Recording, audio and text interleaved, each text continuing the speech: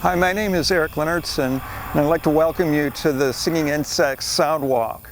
We'll be listening with insects here in Big Marsh Park, and we've chosen this site as one of the new sites for listening for the different types of singing insects that our colleague Dr. Carl Strang has been studying and exploring, tracking for many years across 22 counties in the Midwest. And along with my friend and colleague Kathleen Soler, we have a public program to invite everyone, all ages, to become citizen scientists and explore and enjoy and also document the different types of singing insects.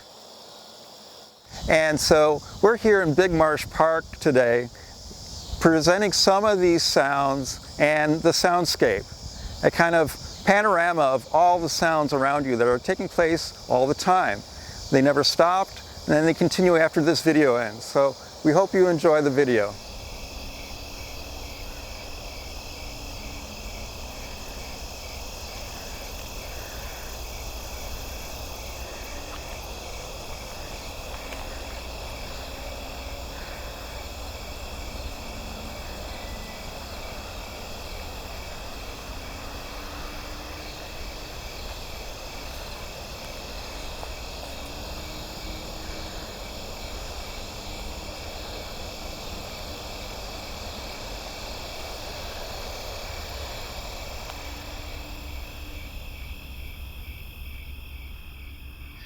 Hello, my name is Carl Strang.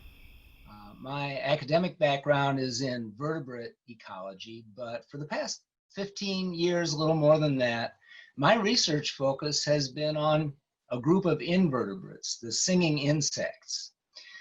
By singing insects, I mean insects that produce songs that we people can hear, at least when we're real young and can hear all of the high-pitched sounds that some of them make. So the groups of insects I'm talking about include the cicadas. These are the really loud ones we hear during the daytime with various kinds of buzzes and sounds like that. They have a membrane on the side of their body that they vibrate like a drum head and makes a sound that can be really loud. The loudest insects on Earth are among the cicadas. And we actually have one of them in our region here, one of the loudest. So that's the cicadas. Then there are the crickets and the katydids, two different groups, but they make their songs in a similar way. They have kind of a file structures on their wings, and they vibrate their wings together to produce either a chirping, more musical chirping kind of sound, which is typical of the crickets, or a less musical buzzing sound that we hear in the katydids. And then there are three subfamilies of grasshoppers that occasionally sing as well, and I include them in my research. The singing grasshoppers produce sounds in two ways.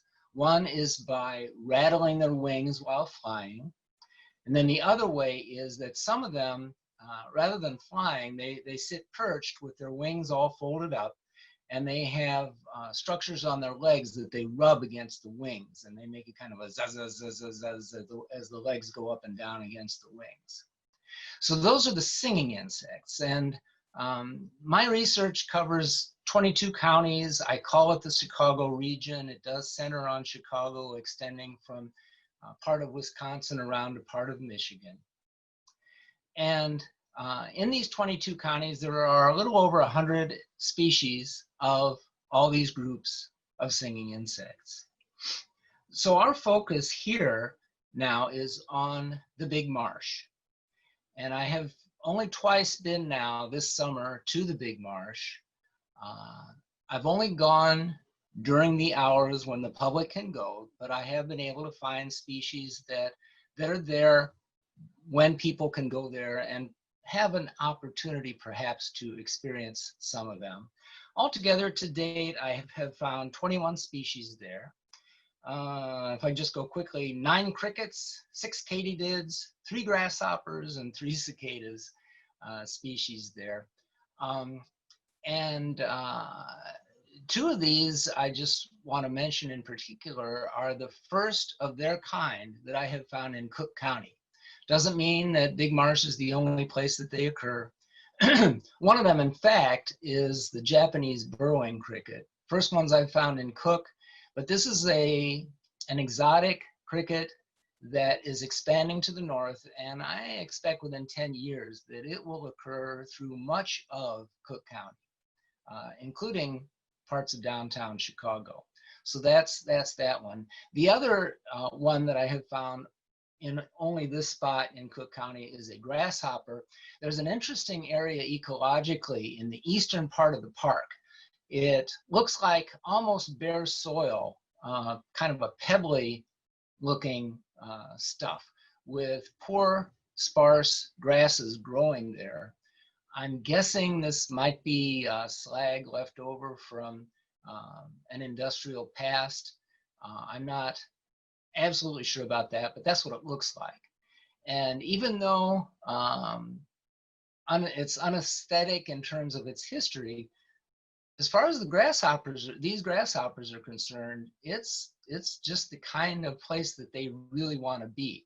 Not just the pasture grasshoppers, which, like I said, I have found only there in Cook County so far, but another species with the interesting name, the Kiowa Rangeland grasshopper, which is a western species, and I have found it there and at one other spot in southern Cook.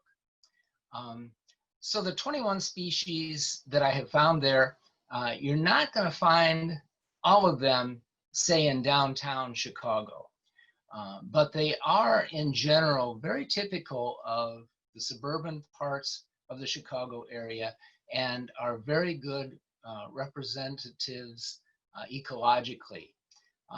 Eventually, it would be nice to get in there at night, because I'm sure there are a number of other species that sing there at night that you're not going to get a chance to experience during the daylight hours. And then there's not much of the marsh that's accessible to people yet. And I am hopeful that the marsh will prove to have a few more possibly unusual species in that part of the park.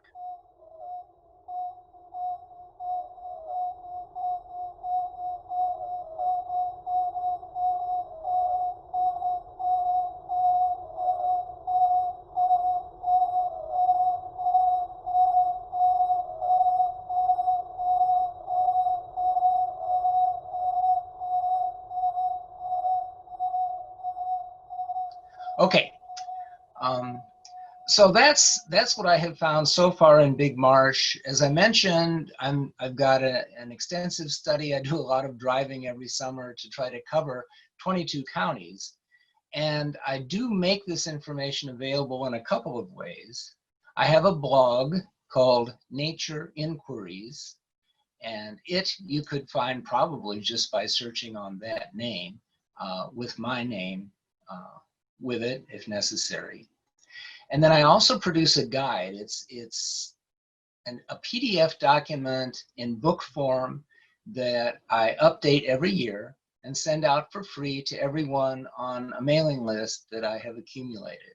So if you go to the blog, you can get my mailing address and just send me an email asking to be put on the mailing list for the Singing Insects Guide, and I'll be happy to add you to it. Generally, I send the updated version out every January.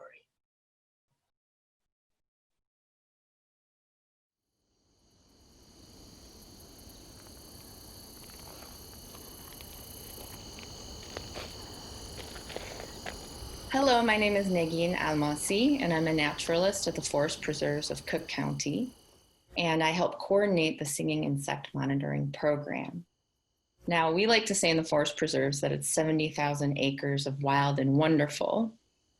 We are also on the site of the ancestral homelands of Indigenous peoples who continue to have a relationship with the land today. And perhaps for some of you, the forest preserves have been a place of solace, a place of quiet, or a place of fresh air during this pandemic. Now, for me, singing insects are the soundtrack of summer picnics and fall walks. And as you can tell from what's behind me, I really enjoy music. I enjoy playing and I enjoy listening to music. And there's a lot that we can learn when we tune our ears to what's around us. It uncovers this hidden world, both during the daytime and at night, because a lot of these insects are very well camouflaged. And all of the people who are recording the songs of insects that they're hearing and submitting them to the Singing Insect Monitoring Program are giving us a better understanding of their ecology and the health of the lands around us, whether it's in a forest preserve or a park or on your block or in your neighborhood. Now, singing insects are a really important part of the food web. One way to think about it is that they're an important source of protein and fat. So this time of year, I've often seen coyote scats filled with grasshopper and katydid and cricket legs. It's a buffet for them. For eastern bluebirds, when the parents are feeding their chicks, 1 out of every 3 insects that they feed them is a cricket, katydid, or grasshopper. And those pigments in the insects, these brightly colored greens and yellows and oranges, those carotenes, are actually what give the bluebird that rich color, especially the male bluebird, that rich, like reddish brown color on the chest. So without these insects, that male does not look nearly as impressive and doesn't have the reproductive attractiveness that he otherwise would have. And singing insects tell us something if we're in restoration and we're trying to heal the land and build a better relationship with the land. They tell us something about the soil and about the health, because a number of these species actually lay their eggs in soil. So with each piece of information, each additional song and recording, you're helping scientists and you're contributing to a body of knowledge that we hope to use to help create and maintain this land for many generations to come. If you're interested in volunteering in the forest preserves, you can visit our website at fpdcc.com, click on volunteer and then monitor, and you can sign up to register for trainings and find a site near you. But as Kathleen said, it doesn't have to be in the forest preserves of Cook County. It could be in your neighborhood or in a park that you really enjoy visiting. Hi, my name is Kathleen Soler and I'm one of the collaborators on the Singing Insects Monitoring Program. You can find more information about the project at the website www.singinginsects.net. The program is a collaboration between the Midwest Society for Acoustic Ecology with Eric Leonardson, the Forest Preserve District of Cook County with Negin Almassi, Dr. Carl Strang, and Chicago Park District's Night Out in the Parks program.